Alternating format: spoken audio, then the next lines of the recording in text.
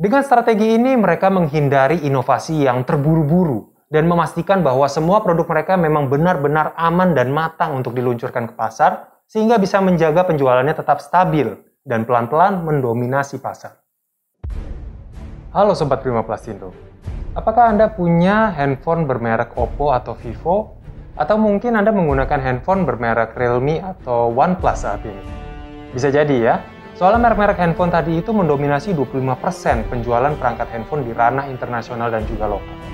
Nah, dalam video kali ini kita akan bahas siapa tokoh di balik kesuksesan merek-merek tersebut. Apa rahasia di balik kesuksesannya mendominasi pasar? Tapi sebelum lanjut, jangan lupa untuk subscribe channel ini dan bunyikan lonceng notifikasinya agar Anda tidak ketinggalan informasi inspiratif dan berita-berita terhangat seputar bisnis plastik.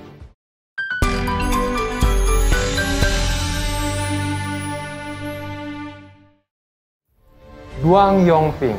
Kalau Anda ingin tahu siapa pria di balik suksesnya Oppo, Vivo, Realme, dan OnePlus, itu adalah nama yang Anda cari. Duang Yongping, pendiri BBK Group yang membawahi keempat merek tadi. Seperti yang sudah disebut tadi, Duang berhasil membawa brand-brand handphone tersebut secara kumulatif merebut dominasi pasar hingga menguasai 25% market share untuk handphone saat ini. Disusul oleh Samsung di 22%, Apple 17%, dan Xiaomi 14%. Menarik ya, soalnya kalau ngomong tentang top of mind orang-orang untuk produk handphone, pasti terlintasnya Apple atau Samsung. Tapi ternyata market share mereka kalah dengan merek-mereknya BBK Group ini. Siapa sih BBK Group ini? Kenapa kita jarang mendengar nama ini meskipun market share-nya paling besar? Dan siapa juga Duang Yongping yang mendirikan si BBK Group ini? Kita akan bahas satu-satu, tapi kita akan coba gali dulu tentang Duang Yongping dan perjalanannya membangun BBK Group. Siapa itu Duang Yongping? Duang Yongping adalah pria kelahiran China yang lulus dari teknik radio di Universitas Zhejiang pada tahun 1980-an. Dan kemudian melanjutkan studinya sebentar dalam jurusan ekonomi di Beijing. Setelah lulus, Duang bekerja sebagai manajer pabrik elektronik kecil di Chongsan. Kondisi pabrik elektronik tersebut tidak terlalu baik saat Duang masuk, hampir mau bangkrut bahkan. Tapi Duang berhasil menyelamatkan pabrik tempatnya bekerja itu, bahkan membuatnya sukses besar. Bagaimana caranya? Pertama-tama, Duang memperhatikan tren pasar elektronik saat itu dan melihat bahwa perangkat video game Nintendo sedang booming dan permintaan pasar sedang tinggi-tingginya untuk produk tersebut.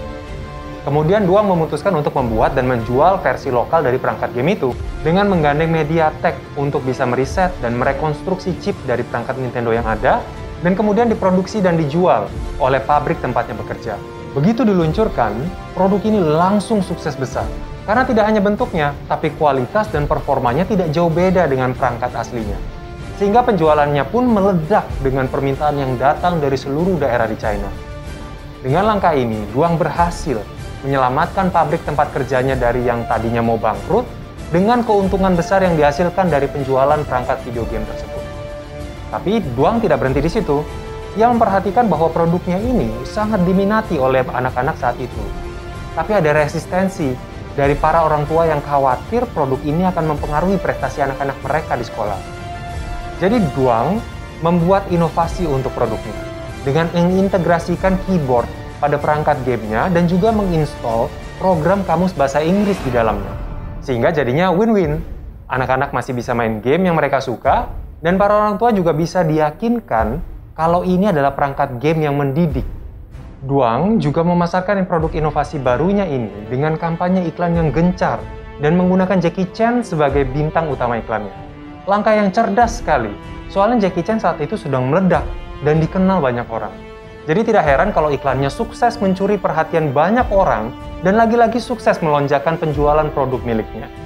Tapi sebenarnya, selain kualitas produk dan iklan yang gencar, rahasia kesuksesan Duang juga didukung oleh perlakuan baiknya kepada semua rekan bisnisnya. Seperti contohnya, Duang sering memberikan kelonggaran dan pinjaman dana ke partner bisnis pabriknya yang sedang kesulitan.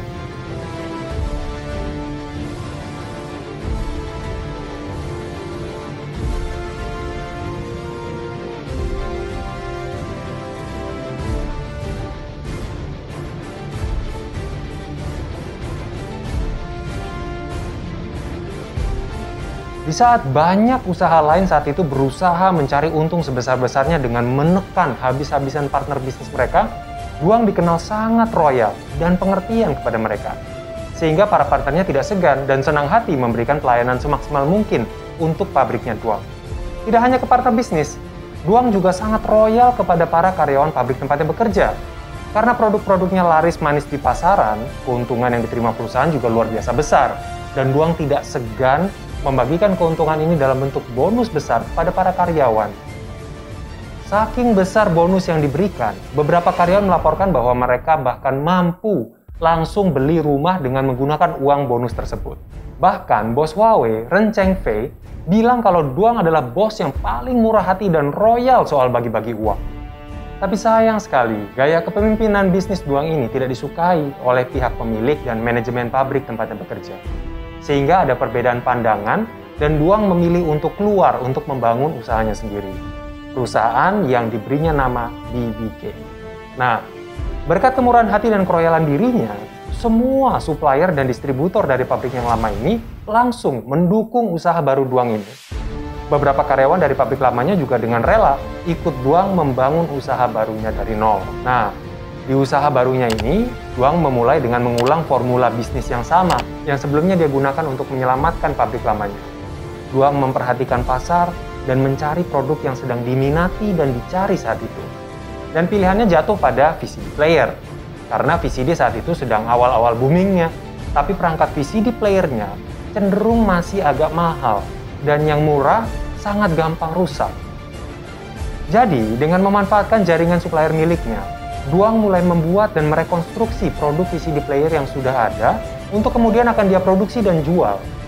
Setelah produknya jadi, Duang meluncurkan produk VCD playernya ini dengan kampanye iklan yang gencar. Dengan kali ini menggunakan bintang yang tidak kalah terkenalnya dengan Jackie Chan, yaitu Jet Li. Sehingga lagi-lagi iklan yang dilancarkan mampu mencuri perhatian massa. Tidak hanya itu, Duang juga membuat lagu jingle yang catchy dan mudah dinyanyikan, serta menyebarkan lagu tersebut ke seluruh tempat karaoke di China untuk mencapai lebih banyak orang lagi, dan semakin membuat perusahaannya tertanam dalam benak masyarakat China yang hobi nyanyi dan karaoke. Kemurahan hati dan keroyalan Duang juga tidak berubah. Sempat dia mengontrak Arnold Schwarzenegger untuk menjadi bintang iklan produknya. Tapi ternyata sempat ada kesulitan produksi dan masalah lainnya, sehingga proyek iklannya dibatalkan. Walau begitu, Duang tetap membayar penuh kontrak Arnold tanpa mengurangi sepeser pun, sehingga reputasi Duang sebagai rekan bisnis yang terbaik dan terpercaya pun semakin dikenal banyak orang. Dengan filosofi bisnis yang solid dan teruji seperti ini, tidak heran kalau BBK berhasil menanjak dan menjadi salah satu pemain besar dalam waktu yang relatif singkat di tangan Duang. BBK pun semakin berkembang dan produk yang dijual juga semakin bervariasi, sehingga Duang membuat dua brand dan perusahaan baru untuk memperjelas kategori produknya, yaitu Oppo yang awalnya menaungi produk-produk audiovisual seperti VCD, DVD player, dan juga home theater. Kemudian ada Vivo yang menaungi produk-produk komunikasi mereka seperti handphone dan aksesorisnya. Sementara BBK berfokus menaungi produk learning machine mereka yang berkaitan dengan pendidikan. Duang memilih 3 karyawan setianya yang sudah ikut sejak dari pabrik sebelumnya sebagai CEO dari 3 perusahaan ini. Dan setelahnya, Duang sendiri memilih pensiun di usia 39 tahun, pindah dari China ke California, Amerika Serikat, dan memilih untuk berkiprah dalam investasi pasar modal sampai hari ini. Seiring perkembangan zaman, permintaan pasar juga mulai berubah. Peminat learning machine jadi semakin berkurang jauh, dan penjualannya juga menurun. Sama halnya seperti VCD dan DVD player. Sehingga akhirnya Oppo mengalihkan fokus produknya menjadi MP3 dan MP4 player. Sementara BBK beralih menjadi holding company. Sementara pasar Vivo masih cukup kuat dan bahkan terus berkembang. Lama-lama, produk MP3, MP4 player dari Oppo juga semakin berkurang peminatnya karena handphone juga semakin canggih. Sehingga akhirnya Oppo juga masuk ke pasar perangkat handphone sama seperti Vivo. Dan belakangan, pasar ini ternyata terus berkembang hingga BBK membuat 2 brand baru untuk diversifikasi pasar, yaitu Realme dan OnePlus. Jadi lengkaplah amunisi BBK untuk bisa mendominasi pasar handphone dunia.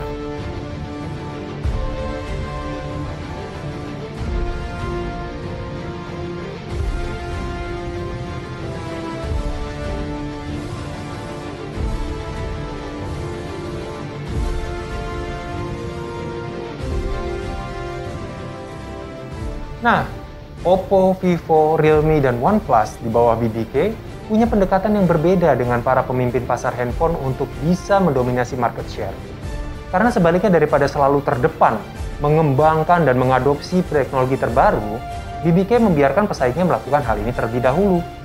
Dan baru setelah mereka perhatikan teknologi baru tersebut sudah lumayan matang, mereka akan mengadopsi dan mengaplikasikannya pada produk-produk mereka.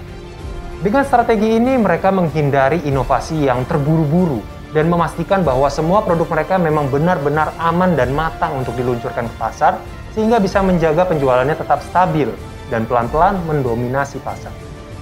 Strategi ini cocok dengan filosofi nama BBK, yang kalau ditranslate, arti dibaliknya adalah naik setahap demi setahap. Jadi lebih baik pelan-pelan dan cermat mengamati keadaan pasar sebelum mengambil langkah atau keputusan, jadi bisa terhindar dari kegagalan fatal akibat terlalu terburu-buru atau nekat. Jadi sebaliknya dari menginvestasikan sumber daya mereka pada inovasi teknologi terbaru, seperti filosofi bisnis Doang, Oppo dan Vivo fokus memperkuat hubungan bisnis mereka dengan para partner, dengan memberikan banyak insentif besar kepada para partner bisnis dan juga memberikan bonus besar kepada para karyawannya. Ini terbukti menjadi fondasi yang kuat dan kokoh dari BBK Group.